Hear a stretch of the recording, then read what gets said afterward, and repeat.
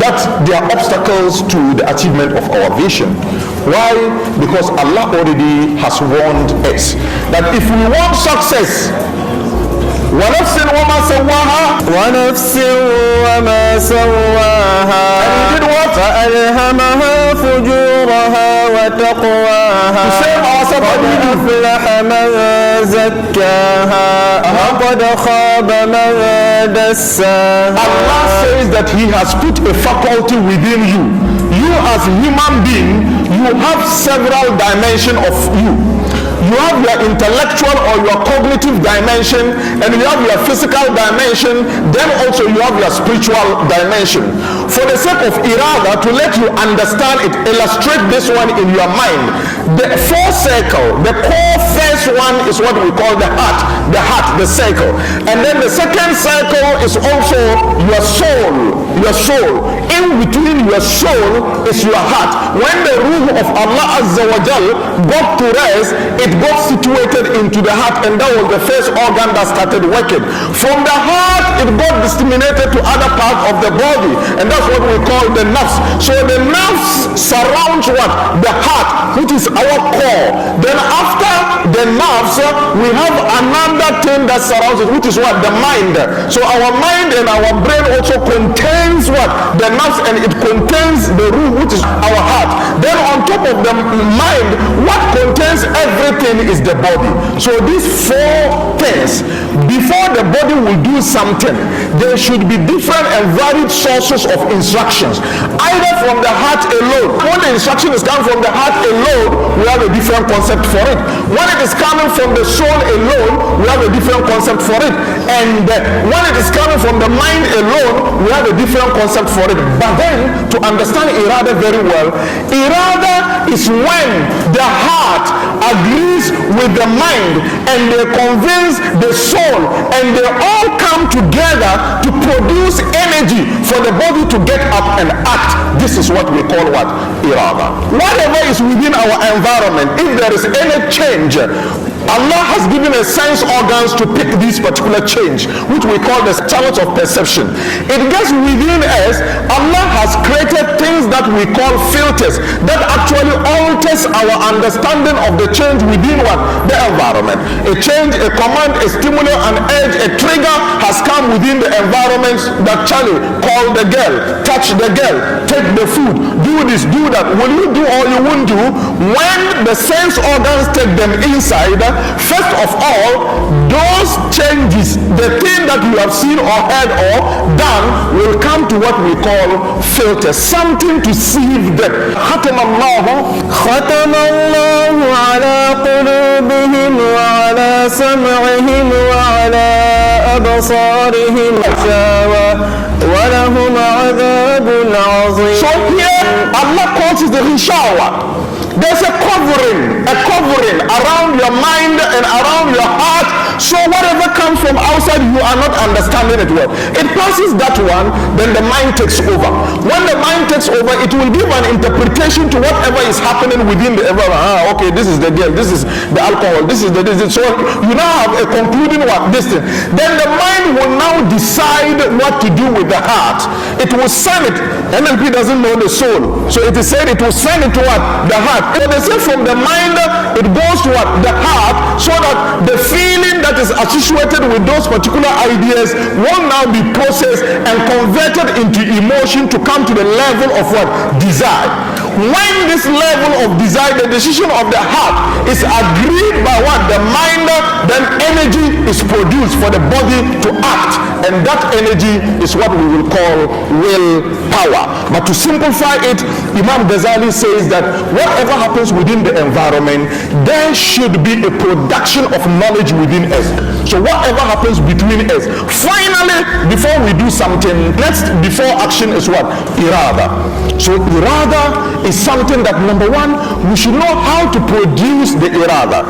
Number two, we should know the principles governing how to use what? The irada. Then number 4, we should also know how to maintain the irada so that we don't lose it. There are several things that you could do in the past, but now you cannot do.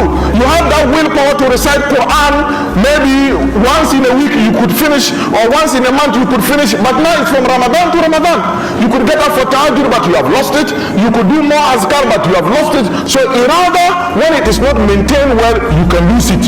And when you develop it and you don't keep it well, you can weaken it. And irada has its source, how to produce it, how to use it, how to maintain it, and how to let it develop from one level to the other.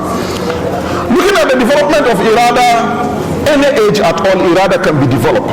So don't say that it is too late for you to develop your irada. No, even at this age, at all ages, irada can be developed. But it is difficult to develop irada below age 5. It is difficult. Don't disturb what? The child. You let the child stand for prayers at age 3, 4, 5. Sometimes they can stand and they leave the prayer and go away. The irada is not yet developed yet. Why is it so? Because the portion of the brain that actually controls the willpower, the prefrontal cortex, is not developed yet. So the child cannot do that. Wait, when the child is above 5 years, then you can start giving some strategies and exercises to develop the discipline. Because we are not into tarbiyah, we won't go into that. What consensus is you? What you will do to develop your irada, not that of what? The child. But basically, if we want to form strong basis for irada in children, we have to do it. The most fertile age is from 8 to what? 13. At that time, the child can now think abstractly. Abstracting, the child can now think about it, and then doing it becomes what? Easier. At adulthood, we can develop our irada to the maximum what?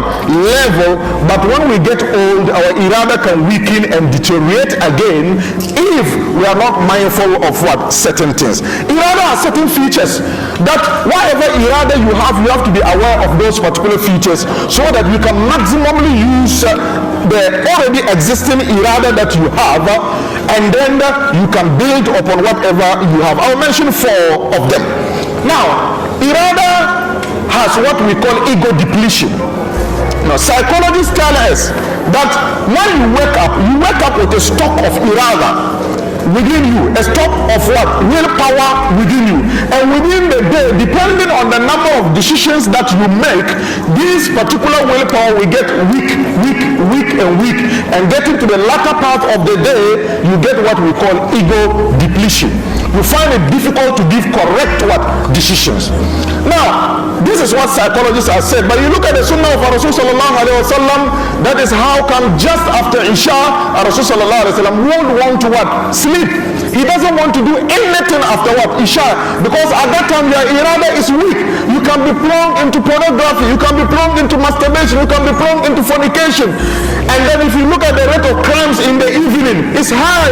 There is privacy already available. And then at the same time too, because your irada is weak over there, your soul, and then your heart, and then your mind is weak over there, you realize that you cannot what? Defend yourself. So the best in accordance to the sunnah is that go and sleep early so that you can wake up for what? Tahajjud. The next thing you should know about irada is what?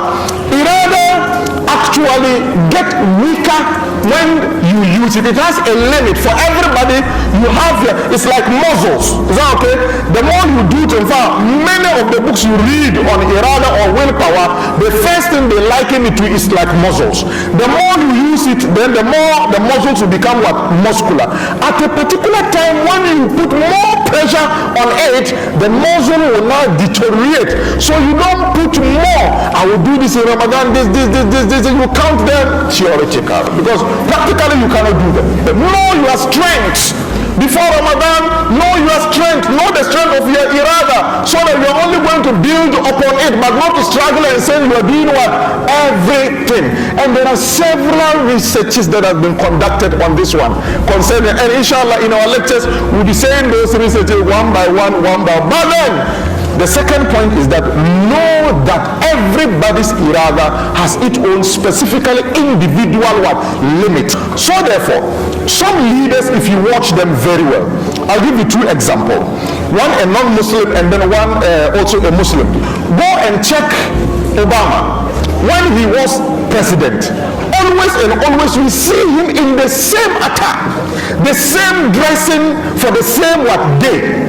For the 7 days and for the 30 days, everything is programmed. Which shoe he's going to wear and which shirt he's going to wear, everything is programmed, and then he doesn't take decision on what to wear on that particular day. It's the same thing. So he just opens, then he takes it next, and then he wears. Not to take a decision on that. Several smaller decisions, strategic leaders will not take it. They delegate for other people to take, because the more decision you take within the day, which breakfast am I going to do? Is it tea or water or cocoa? Then will there be sugar or this or that? Then your wife also can, or should we do that? All those decisions, if you don't delegate them, they weaken the power of what? Your irada and your will making decision. The second decision is that if you watch on YouTube and you watch Sheikh Usman Nuri Topash, you realize that he has only one shirt. Always you see him in the same thing. The son told us that he has only 4. Okay, the wife will wash, iron them and put it. He doesn't decide on which shirt to wear. Do you understand them? That is so small. The problems of the ummah is so big that don't waste your mind and don't waste your soul and your heart to decide on what to wear. Let's move direct to the principles in the Quran that can guide us to develop our irada. We have the principles and we have what to do. But before we go, because if you know the principles, you can apply it to whatever you are doing. Then what to do, you know them too, then you can repeat them in this particular Ramadan.